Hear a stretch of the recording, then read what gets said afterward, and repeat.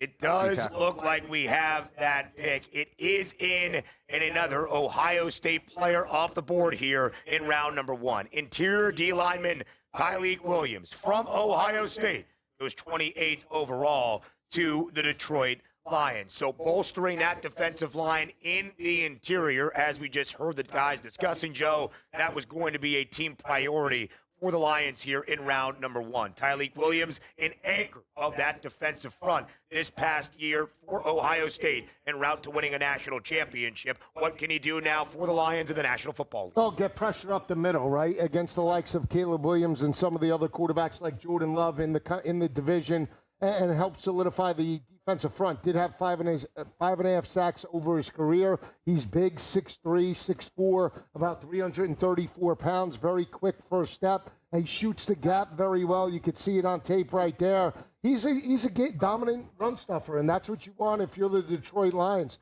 Front seven got worn down. Hutchinson coming off the injury. You have a presence now in the middle, Kev. Solid pick. Again, this helps them now solidify themselves with Philadelphia as the top 2 teams potentially in the NFC. Comfortably, the most surprising player to be drafted in round number 1 thus far. Round's not over. Tyleik Williams was pure plus money, though, to go inside the first 32.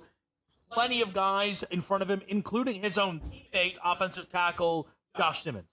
Absolutely so, Kevin. If Detroit looked to do that, they did not end up taking Josh Simmons earlier in this draft. Another NFC North team, as we shared, 24th overall. Donovan Jackson, the offensive guard out of Ohio State. Ohio State, 3 players drafted so far on night number 1. Their most bitter rivals in the Michigan Wolverines, also with 3 first-round selections as of this moment. So, Cap and Blue, right back to you. You guys highlighted a defensive lineman. It is Tyleik Williams from the Ohio State Buckeyes and the national champs. What can he present now for Detroit under new defensive coordinator Kelvin Shepard? So obviously interesting when you get to the end of the first round, you see these teams that obviously had successful seasons to some extent last year.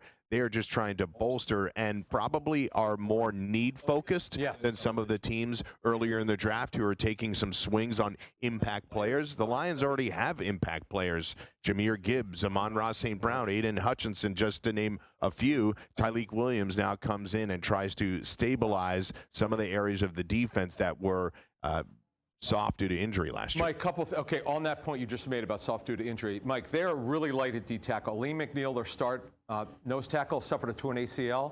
They had no one to replace him. They're very light on depth at D tackle. So when McNeil comes back, they're going to have a rotation. Maybe if Williams loses a little weight, he could play 3 technique or 5 or 7. But the bottom line is, when you're picking that late, you could take a guy that you had in your top 40. Williams, by the way, is like a top 40, top 45 player.